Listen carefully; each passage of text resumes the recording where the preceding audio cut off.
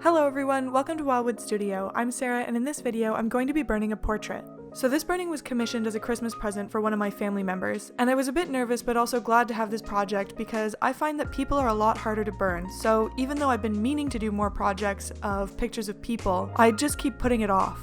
If you've watched my other videos, you know that I do a lot of burnings of animals. And this is partly because I'll see a picture and think that it would make a really good burning, but it's also because it's just what I'm more comfortable with doing, so I tend to fall back on it a lot.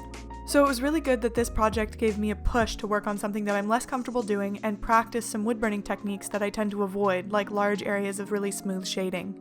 For this burning, I'm working on a 6x8 inch basswood panel, and I'm using my razor tip burner.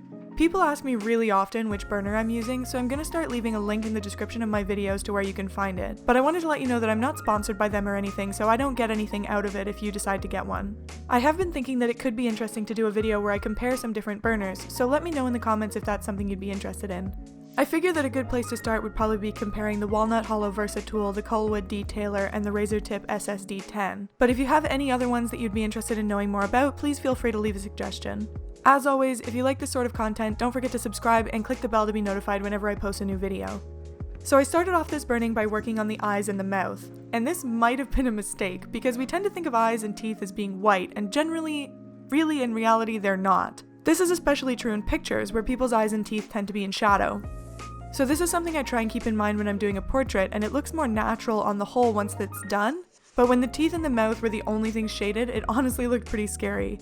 A lot of artworks have their ugly stages, and this one had it in a really bad way, so that was definitely not the time that I was going to be sending any progress pictures over to Steph, since I think that she would have been less reassured that I was working on it, and more just worried about what she was going to end up with. Another thing I try and keep in mind when I'm painting or burning portraits is that people don't have outlines. So I've seen this problem a lot in people's work, including mine, especially when people are new to drawing, and it really takes away from the realism. Someone's eyes are usually the only thing with what can most resemble an outline, but otherwise there really are no hard outlines in a person's face. For example, a person with all of their teeth stark white and outlined will look like they want to eat you because you're putting so much emphasis on that feature, and lips and noses do not have hard outlines except in cartoons. So you can see in my sketch that I put pencil lines outlining all of the major sections of shading, including the facial features. But I did not transfer these lines directly into my burning, they were just guides and I erased them when I was done. I find this sort of shading of shapes and features in someone's face a lot harder with children than with adults, since they tend to have very smooth features but also a lot of creases around their mouths and eyes. So I've seen a lot of paintings of kids that look like little old people, and I've struggled with this too anytime I try and draw or paint kids. So because of this, kids are a lot more difficult to accurately paint or burn than adults, but also much more frightening if you get it wrong. The other thing that I find difficult about doing portraits is that on the whole, people all basically look the same. I mean, we all have two eyes, a nose, a mouth, hair, etc. It's really the exact shape of these features that make a person look like an individual, so everything from the shape of their eyes and their jaw to their ears and their nostrils is important or it will not really look like them.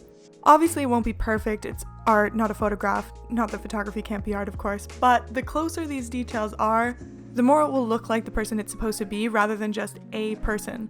I find a lot of the time that when I'm trying to do a portrait, it ends up looking fine in terms of being somebody. Like the proportions aren't technically wrong, but it still doesn't quite look like who I'm trying to draw, to the point where people won't really see it and go, oh, that's so-and-so. They go, oh, that looks good, which isn't really what you're going for when you're doing a picture of someone that person should know. Obviously, you can also use coloring like hair color, eye color, skin color to capture a person's likeness, but since I won't be coloring this burning, that wasn't really a possibility here. Also, since I film on a bit of an angle so that my hand won't cover what I'm doing, the perspective is changing what he looks like. So you may find that when I show the final picture that he doesn't look exactly like you thought he did while you were watching the video.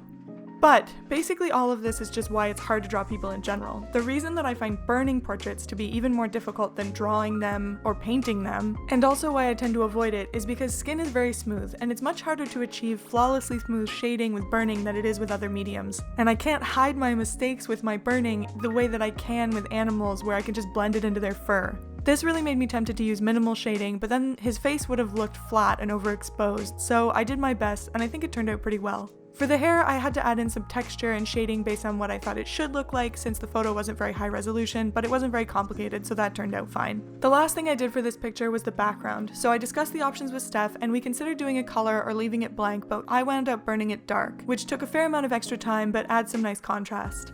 Once I was done, I added a finish to the project to protect it and a picture wire to the back so that she could hang it. I realized recently that I never talk about how I finish and protect my wood burnings since I tend to wait and do a whole bunch of them at once instead of doing each one as I make them.